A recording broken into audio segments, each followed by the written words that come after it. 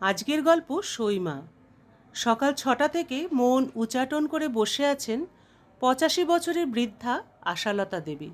আজকাল কোমর সোজা করে দাঁড়াতে পারেন না সে। চোখের দৃষ্টি গেছে কমে। আজ মহাষষ্ঠী। পাড়ার পুজো প্যান্ডেলে ঢাক বাজছে সকাল থেকে। বিছানায় বসে জানলার দিকে একদৃষ্টে তাকিয়ে থাকেন আশালতা দেবী। এত দেরি তো কখনো হয় না। প্রত্যেকবার চতুর্থীর দিন রিতেশ এসে পৌঁছে দিয়ে যায়। রিতেশ হলো আশালতার শোয়ের ছেলে। আশালতা দেবী নিঃসন্তান, কিন্তু তার এই দুঃখ কোনোদিনই তাকে বুঝতে দেয়নি রিতেশ।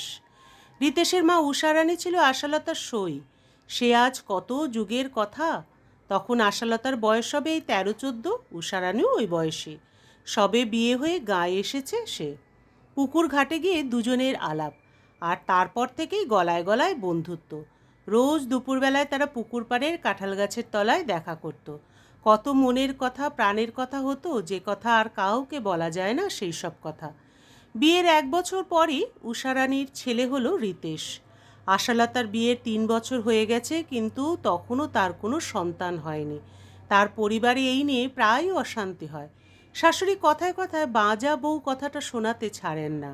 একদিন অশান্তি তুমুলে উঠল। আশালতা সহ্য করতে না পেরে গলায় কলসি বেঁধে ঝাঁপিয়ে পড়ল জলে। কিন্তু মরা তার হলো না। তার সঙ্গে দেখা করার জন্য উষা আসছিল রিতেশকে কোলে নিয়ে।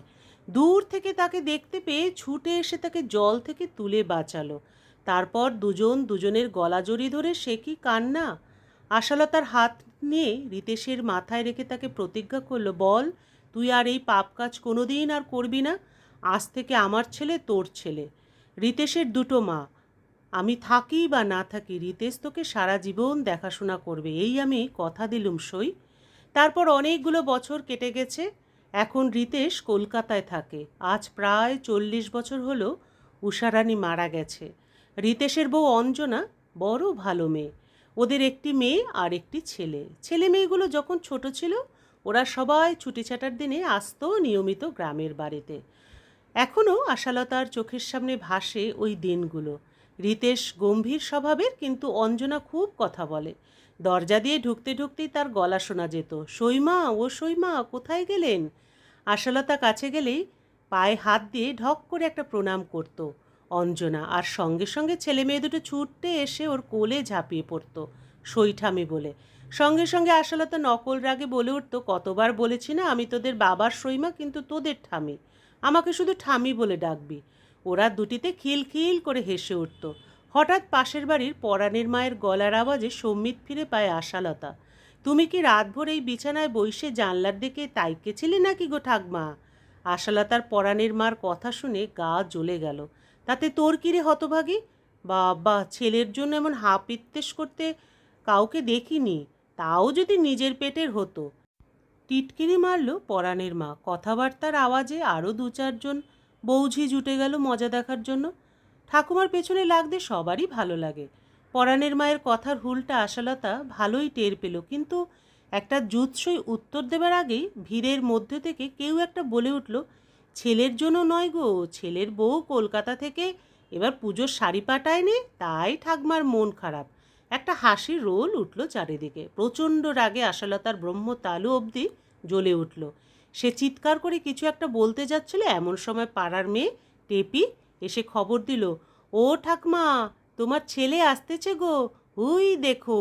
মুহূর্তের মধ্যে আশালতার রাগ আর জমা হওয়া বৌঝির দল গায়েব হয়ে গেল। রিতেশ দরজার পাশে জুতো খুলে দাওয়াতে এসে বসল। এবার একটু দেরি হয়ে গেল সইমা। কলকাতায় কি বৃষ্টি! আমাদের বাড়ির সামনে 1 হাঁটু জল। কাপা হাতে জলের গেলাসটা এগিয়ে দিতে দিতে আশালতা বললেন, তাতে কি হয়েছে বাবা? তা তোরা সব ভালো আছিস তো বাপ? সব ভালো সইমা। তোমার বৌমা আসতে পারলো না এবারে। তোমার নাতনি এসেছে, তার ছেলেপুলে হবে। তোমার জন্য শাড়ি, সায়া, ব্লাউজ সব পাঠিয়ে দিয়েছে তোমার বৌমা, দেখো পছন্দ হয় কিনা। বলে একটা ব্যাগ এগিয়ে দিল রিতেশ আশালতার দিকে। আশালতা একে একে জিনিসগুলো ব্যাগ থেকে বার করে করে দেখতে লাগলো। 2টো সাদা খোলের শাড়ি, একটা সবুজ পাড় আর একটা নীল পাড়, সাথে সাদা ব্লাউজ ও সায়া। ব্যাগের তলায় একজোড়া চটিও রয়েছে, আর রয়েছে 2 বাক্স মিষ্টি, তালসার সন্দেশ আর ছানার জিলেপি। আশালতা যে বড় খেতে ভালোবাসেন, তাই প্রতিবার অঞ্জনা পাঠায়। জিনিসগুলোর পরম স্নেহে হাত বোলাতে লাগলো আশালতা। হঠাৎ দরজার দিকে চোখ পড়তে সে দেখলো পরাণের মা উঁকি মারছে। এই পোড়ার মুখী, এদিকে আয়, দেখে যা আমার বৌমা আমার জন্য কি পাঠিয়েছে। কলকেতার শাড়ি, যেমনি খোল তেমনি পার, দেখেছিস কখনো? আশালতার মুখে তখন 1000 ওয়াটের বাল্ব জ্বলছে। পরাণের মা ভিতরে এসে শাড়িটা হাত দিয়ে দেখে বলল, তোমার বইয়ের মন আছে গো ঠাকমা, তবে বৌমা আমার মা লক্ষ্মী। সগর্বে আবেগে চেঁচিয়ে বলে ওঠেন আশালতা।